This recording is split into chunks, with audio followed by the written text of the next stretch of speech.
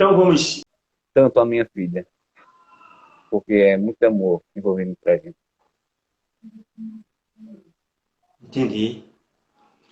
E assim, para mim é ótimo poder trabalhar com escrita, porque se eu pudesse eu só trabalhar com escrita. É uma coisa que me faz bem. Eu gosto sempre de dizer que eu sou um brincante da literatura, porque assim, você me dá meia hora, uma hora e dizer o que você quer ou sugerir alguma coisa, eu vou escrever. Eu vou ter essa facilidade. Então, para mim, escrever, eu não consigo. Eu já tentei, Ezequiel, meu novo presidente, e confrade, parar de escrever. Teve umas épocas que eu disse, eu vou desistir, não quero mais escrever. Mas eu não consigo. Não há um dia sequer que eu não faça alguma coisa, que eu não vá lá e escreva. Eu tenho que expressar aquilo que está interiorizado. Até mesmo as pessoas confundem o que a gente escreve com a nossa realidade, que a maioria das vezes também não condiz. O escritor tem muito disso, de se transformar em um personagem, de criar alguma coisa do nada, de criar um conto, de se materializar, digamos assim. Tem um poema que é Andarilho. Eu tive que migrar minha mente para saber o que ele passa, o que ele é naquele momento. Teve outras oportunidades de eu, digamos, de uma pessoa que está passando por um sofrimento extremo. Então, tive que tentar entrar ou ser aquela pessoa, aquele personagem, por tentar escrever, por escrever e descrever bem a situação moldurada ali. Então, muitas facetas vão ser criadas, mas também tem alguns relatos que são relatos que, graças a Deus, eu escrevo algumas crônicas, que eu deixo lá também algumas reflexões sobre o que eu penso, quem eu sou, porque é isso, é tudo isso, é um universo enorme. Entender. Entender, Tiago. Café com o presidente aqui com o escritor Tiago Sotelli, aqui do estado de Alagoas. Obrigado, você, participante de todo o Brasil. Tiago, quando a gente está nesse assunto, né, desse bate-papo, veio na minha mente um assunto muito importante sobre sarau, né? Eu sei que você, porque todos os escritores, o literário, ele também se envolve com sarau. Mas o que é sarau? Dá uma explicação sobre o trabalho de sarau, né, que envolve também poesias, né? Isso é muito importante. Fala um pouco aí de sarau aí para os participantes aí. O sarau é o momento mais dinâmico da literatura, onde damos ênfase a declamar os nossos textos, os nossos poemas, ou até mesmo de outras pessoas. A gente sabemos que o sarau é o festejo da literatura, é o ápice, é aquele momento onde a literatura ganha força, ganha vida. Quando você vai declamar, você faz expressões, você dá pausa, ou seja, as pessoas automaticamente são transferidas para aquele local que o escritor está moldurando, está falando, está contando, está declamando. Então, o sarau nada mais é do que escritores que fazem suas apresentações um a um ou apenas um único escritor. Mas já no que você está falando. Então, automaticamente, eles são muito divinos no que fazem. Eu ainda tenho esse sonho de chegar a fazer um roteiro, mas é um projeto muito futuro, porque precisa também de muito tempo. Precisa-se também de se fechar para o mundo e se abrir apenas para o que você quer falar, o que você quer contar. Porque cada detalhe ali é minucioso, é sagrado. Porque às vezes uma palavra vai mudar todo o contexto. Então, automaticamente, tudo é pensado. Entender.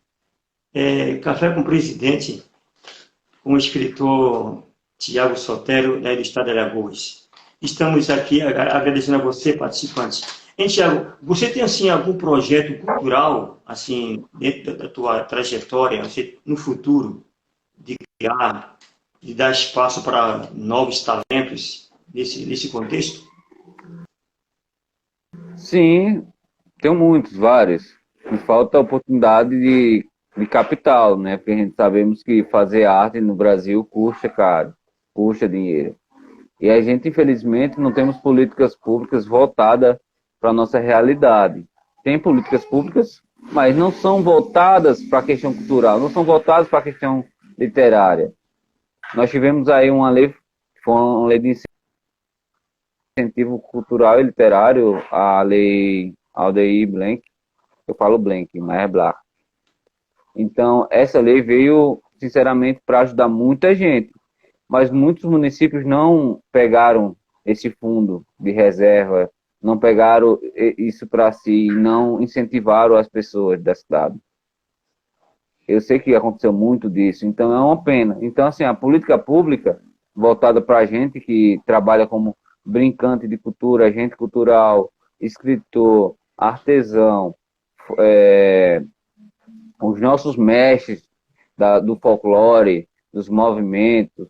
Então, assim, a gente tem, infelizmente, essa falta de arrecadação de políticas públicas voltadas somente para a gente, mais específico para a nossa realidade, que é complicado. Mas eu tenho sim, eu futuramente sonho sim em fazer aqui em Maravilha a primeira academia de letras, ou quem sabe fazer a primeira academia de letras do Médio Sertão, que é onde eu resido. E é aqui onde eu crio muita coisa. Então, tenho vários projetos. Já trabalhei também como agente cultural, em direções de quadrilhas estilizadas, quadrilha tradicional, coco de roda. Então, assim, eu também sou um brincante, eu também sou um fulião, mas eu também sou um agente. Então, eu gosto de trabalhar muito com isso. É uma coisa que me faz bem trabalhar com a arte, literatura e cultura. Maravilha. Café com o presidente aqui, nesse bate-papo no chat aqui com nosso amigo, escritor, Tiago Sotelli. E obrigado você, participante. E, Tiago, como é que você vê hoje, na atualidade, o Ministério da Cultura? Será que esse ministério hoje ela tem dado a sua força nessa área cultural? Porque a gente vê aí que é difícil, né, como você falou, de o espaço público, né? E o Ministério da Cultura, como é que você vê na tua visão como escritor? O Ministério da Cultura tem muitos projetos bons, mas se a gente for somente falar do que é bom, é muito fácil, né? A gente sabemos que tem as suas falhas, e é justamente essas falhas que eu não só digo do Ministério da Cultura Nacional, até mesmo da atuais tem muita falha, porque assim, eles não querem conhecer a nossa realidade, de onde viemos, para onde queremos ir, o que queremos fazer. Então é complicado você trabalhar uma coisa que você desconhece. Então, você montar um projeto requer saber o que a pessoa necessita.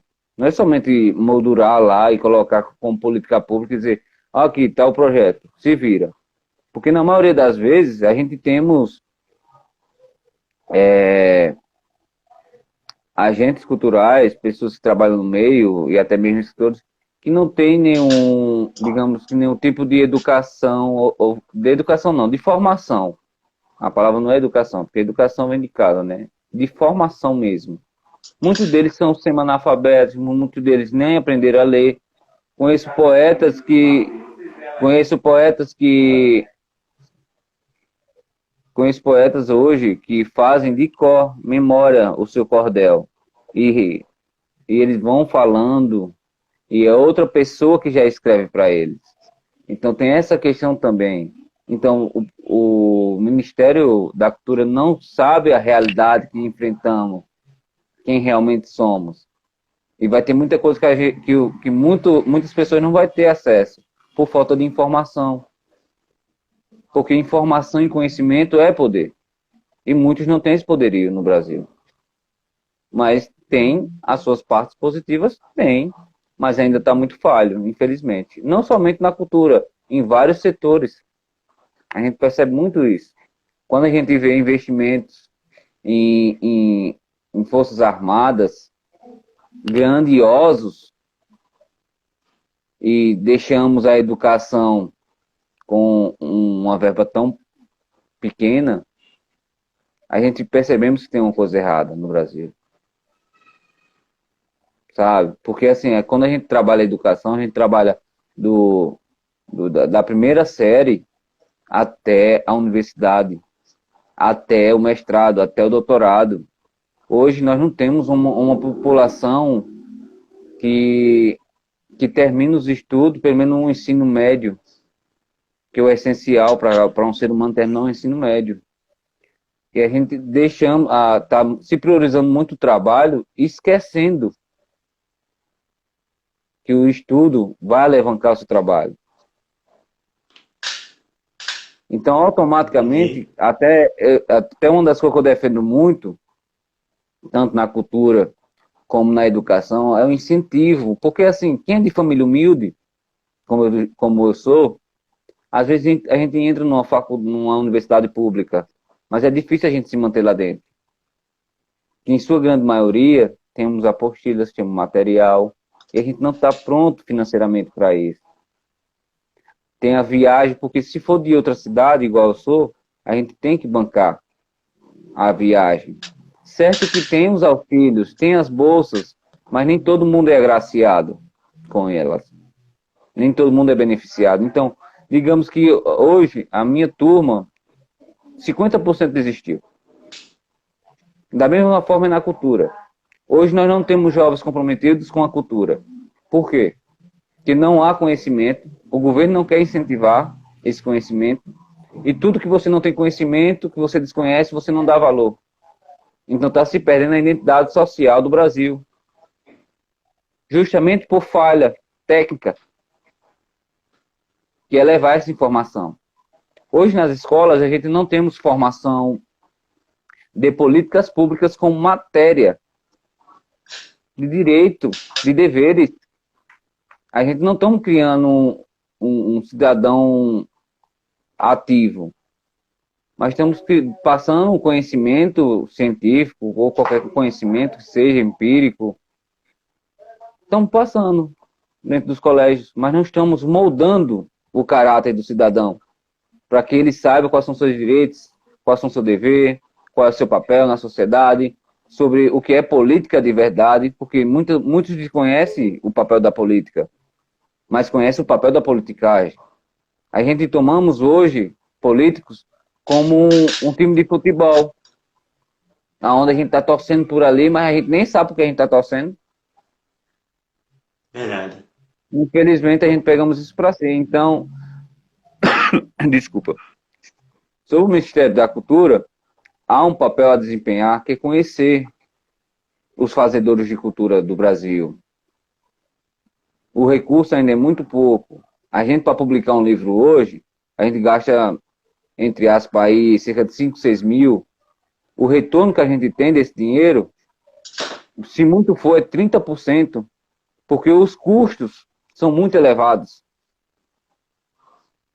Se a gente vai montar um movimento cultural, a gente tem que comprar roupa, o vestuário, como você gosta de falar, vestuário, cenário, tem que fazer composição musical, tem que pagar tocador, que a gente chama de tocador aqui, né? Na verdade é músico. Aí a gente tem que pagar um espaço. E onde é que entra tudo isso? Se você não conhece a realidade. Tem essa problemática de visão, na verdade. Então, o jovem hoje não conhece. Nem conhece a história do Brasil, nem a política do Brasil, e muito menos a cultura, e muito menos ainda as suas raízes. Nem a sua própria história. Infelizmente, temos essa deficiência. E tem algum motivo para isso estar acontecendo. Eu vou deixar isso indagado a quem queira falar. Por que está acontecendo isso no Brasil? Maravilha. Café com o presidente aí, nesse bate-papo com o nosso escritor Sotere de Alagoas. Muito obrigado você, participante de todo o Brasil. Como eu tinha falado do Ministério, entra um pouco na política. E qual a tua participação como agente social e político, né? Você como escritor e tendo uma participação no social e no político. Eu gosto de acreditar que eu já trabalhei com política, né? Como o seu bem sabe, eu participei do PMDB em 2020, eu acho que foi 2020 e 2016 no PRP. Eu fui candidato, infelizmente, para você fazer uma política, você precisa ter dinheiro. Aqui na minha região, pelo menos é assim. Não sei como é nas outras regiões, também não vou julgar. Mas o meu papel como cidadão, hoje, eu uso a literatura para isso. Tentar incentivar outras pessoas que vieram do nada e queiram ter um papel grandioso futuramente. Meu papel social é desempenhar nessas pessoas uma atividade que queira crescer, que queira opinar, que queira ser cidadão. Que não seja apenas um recipiente ali que eu vou depositando uma moeda. Onde a gente vemos muito que dá-se o peixe, mas não ensina o pescar. Então, eu acredito muito nisso. Meu papel vai ser justamente esse. O social, eu gosto de deixar um pouco em off, porque eu trabalho muito com o social. Eu fundei a Associação de Vaqueiros de Ouro Branco, junto com meu amigo Doda, que foi uma oportunidade única para mim. Então, assim, aquela parte social de dar valor a uma profissão que muitas vezes era discriminada entre a sociedade, que era a profissão do vaqueiro, e na verdade é uma das profissões mais ricas que tem, porque sem o vaqueiro hoje, o nordestino não tem o leite, não tem uma carne, não tem o essencial para a mesa, porque são as pequenas comunidades que mantêm o Nordeste também. Não é apenas um monopólio de algumas culturas grandiosas que mantém, mas também temos também a família de baixa renda que trabalha na roça e vende esse material para o comércio local, e esse comércio local repassa para os populares, né, para a população. Então, assim, o trabalho maior social que eu gosto de fazer é justamente tentar inspirar alguém. Se um dia conseguir, estaremos no caminho certo. Mas eu acredito que esse lado eu já fiz muita coisa também. Eu já trabalhei com muitas quadrilhas e eu sempre dizia aos meus companheiros: vocês dão valor a isso aqui. Isso aqui um dia vai se acabar, porque vai ter o desconhecimento futuro, vai ter não vai ter um intuito futuro. Os jovens não vão querer saber. Porque o que está acontecendo no Brasil é que a gente está se apegando a culturas de outros países e trazendo para a gente. Hoje, qualquer estabelecimento que você vai aqui, principalmente interior, é tudo nome americano. Estamos trazendo um padrão americano para ser nosso padrão brasileiro, sabendo que não vai dar certo. Nós temos uma realidade e um povo totalmente diferente. A linguagem, o pessoal está usando-se muito do uso da linguagem exterior, sabendo que a língua mais rica do mundo é o português Brasil. A língua portuguesa brasileira é uma das mais ricas, porque diferente de outros locais, nós estamos em construção diária dessa língua, que ela é inconstante, ela não tem uma constância, porque ela muda muito. E o brasileiro cria muitas palavras todos os dias. Isso de região para região. Então, trazer um conceito moderno é válido, mas não esquecer também da salvaguarda, não esquecer das raízes de onde a gente veio. Isso é muito importante. Eu acho que o Erivaldo fez uma pergunta aí. Um abraço, meu querido. Responda aí. Tiago, o que você acha para o futuro das crianças de hoje, para o futuro deles? Será que eles vão conseguir fazer faculdade? É uma boa pergunta. Se eles vão fazer faculdade, vai depender também muito do que vai ser construído dentro da sala de aula, que são crianças. E crianças a gente modela e moldam a mente com conhecimento. Mas se continuar da forma que está indo, aonde também eu bato muito o dedo no teclado e sempre digo que a maior culpa também, às vezes, é dos próprios pais, porque o pai acha que a escola tem que educar. Não, a escola vai transferir conhecimento. Se os pais não incentivar também, aquela semente ali morre. Que é uma semente, então você tem que plantar, tem que regar, tem que cuidar, fertilizar. É como uma planta. Se você não dá uma infraestrutura para aquela criança, nem que seja pelo menos da exploração de sua mente, ela vai ali simplesmente querer ser mais um trabalhador com aquela função Ah, que meu pai fazia isso, eu vou seguir esse caminho. Ah, que meu pai fazia isso, eu vou para esse trabalho. Então, não é assim que se constrói uma sociedade. A gente tem que indagar, principalmente nossas crianças, nossos jovens e adolescentes, para que eles tenham uma visão de mundo. Para que eu não diga uma coisa e a pessoa simplesmente balance a cabeça. Não, eu quero que a pessoa discorde, que mostre seu ponto de vista, que opine, que traga isso para si. Eu não quero uma pessoa onde eu chegue, ah, não, é isso aí, aquilo. E a pessoa, aham, não, você tá certo. Não, não quero jamais. Eu quero que a pessoa venha bater de frente comigo e diga, não, tá errado.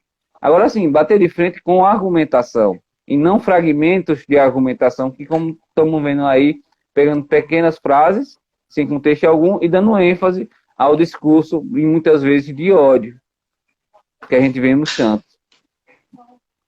Que quando você pega um livro para ler, você tem toda uma construção ali de uma narrativa. Quando eu pego um fragmento, uma frase, para dar ênfase a um trabalho meu, eu só estou mostrando o quê? Que aquele conteúdo que é pequeno, que é muito tosco, que aquilo ali é o certo para mim. Eu quero provar para você que você está errado, mas apenas com um fragmento. Mas se tiver uma pessoa que lê o livro completo, como é que você vai destruir uma pessoa dessa? Os argumentos dela? Não tem como. Então, quando você faz uma sociedade voltada para a leitura escrita, para a formação, para o conhecimento mesmo de verdade, você consegue refutar a outra pessoa com o próprio conhecimento. E se não conseguir refutar, vai chegar a um ponto comum, um denominador comum de igualdade de pensamento, sem precisar do uso do grito, sem precisar do uso de palavrões ou xingamentos em discurso. Somente com argumentos. Então, esse é o interessante. Uma pessoa que busca o conhecimento, ela vai ter argumentação para poder dialogar com qualquer pessoa, do pobre ao rico, do deputado ao presidente, do bebo da rua ao porteiro. A educação vai fazer isso, o conhecimento vai gerar isso. A educação de casa que eu tenho, se ela é boa, eu vou tratar o porteiro muito bem, e até o bebo da rua, e até o presidente. Se eu não tivesse educação de casa, de berço, eu não vou tratar ninguém bem. E o conhecimento é que faz com que o filho da empregada se torne chefe do filho da patroa. Olha esse pensamento. E o maior medo das grandes classes são essa. Do povo conseguir ter sua formação, do povo conseguir chegar onde quer, ter o seu futuro. E tudo isso é conhecimento, conhecimento, conhecimento, conhecimento. Não vou parar de falar isso. Porque o conhecimento ninguém lhe tira. Diferente de dinheiro. Ninguém te toma. Ninguém vai lá e te assalta e diz, eu vou roubar seu conhecimento. Não tem como. E conhecimento, se bem aproveitado, você passa para a nova geração. Uma das maiores riquezas que o ser humano pode ter hoje é conhecimento. Ele não pode ter nada na vida, mas se ele tem conhecimento e educação, ele para mim é uma pessoa, um sábio, um brilhante, ele é uma pessoa que tem um conteúdo a mais para mim.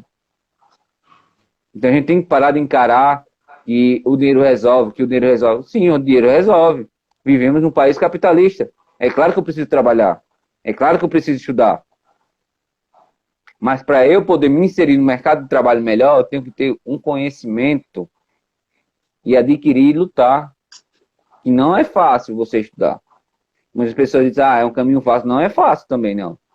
A vida, principalmente a vida de estudante universitário, das classes menos oportunizadas do Brasil, é muito difícil, é muito complicado. Porque eu conheço muito estudante que trabalha o dia todo, chega à noite para fazer aula, depois tem os trabalhos, tem os seminários, tem os artigos científicos para fazer, tem as publicações, tem também... Tudo isso é uma construção. Maravilha.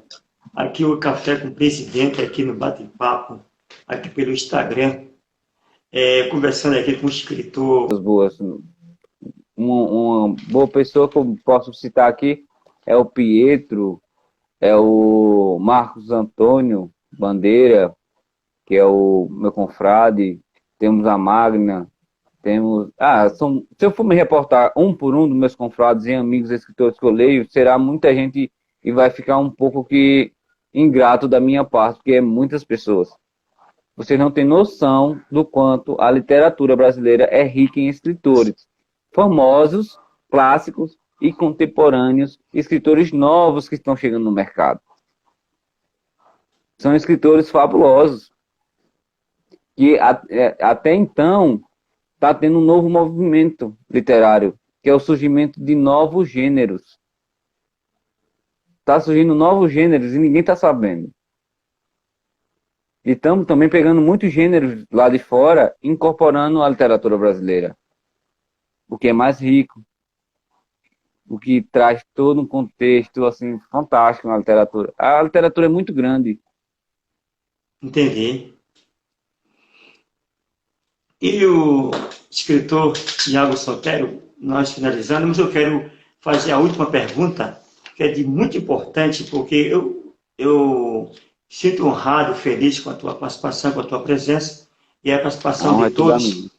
Essa última pergunta aqui, Café com o Presidente, você como escritor que ama a literatura, a pergunta é: a Bíblia é o livro mais lido do mundo.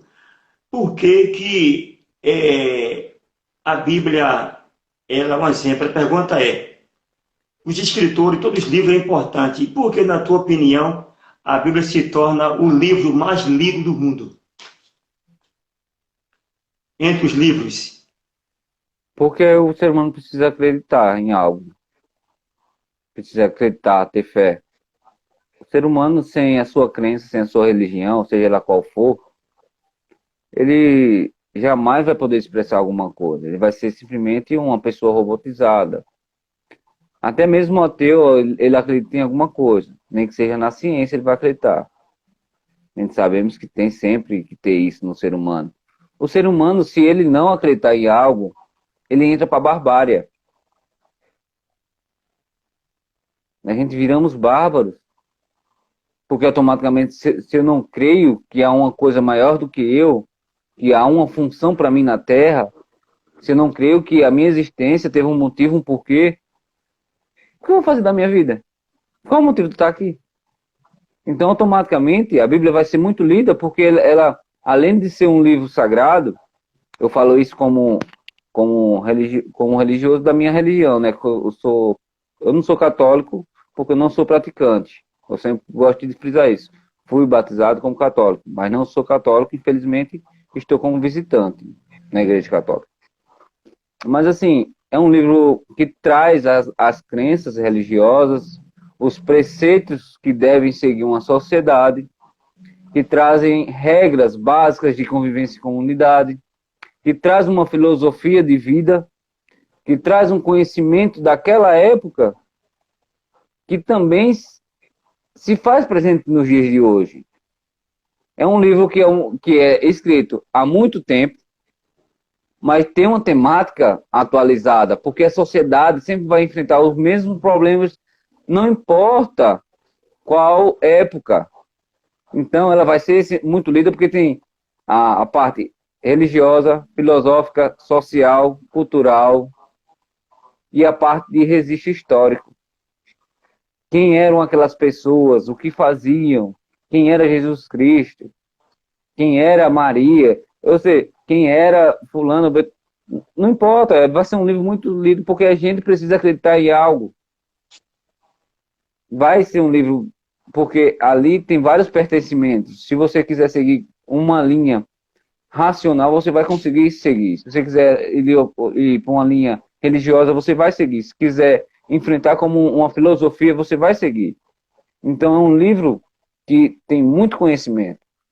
É um livro teológico, mas também tem muito conhecimento empírico, conhecimento científico das coisas.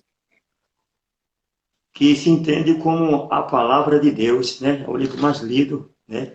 Um livro realmente que você falou, é um livro completo, que traz todo completo, né? Todos os setores, todas as artes, a cultura, né? A literatura, está tudo nesse livro, né? Que inspira os escritores, cada um de nós. Você ter noção, e a fé. Até mesmo a política da época é retratada. Se você for parar para pensar, até mesmo a divisão da sociedade, eles falam muito. Então, assim, é um livro completo. Eu não falo que é somente um livro teológico, é um livro completo sobre tudo. Para onde você puxar, quando você puxar um assunto específico, vai ter alguma coisa. Por isso que ele é tão lido. Ele não é só lido somente pelos os seus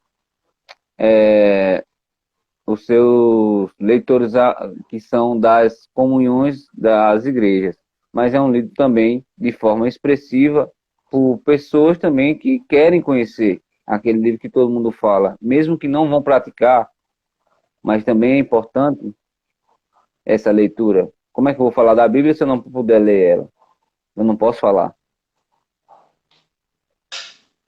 Verdade, verdade. E a gente observa, não sei se você acompanha, que a Bíblia ela foi escrita por 40 e poucos escritores, né? Então, foram escritores que, inspirados por Deus, né?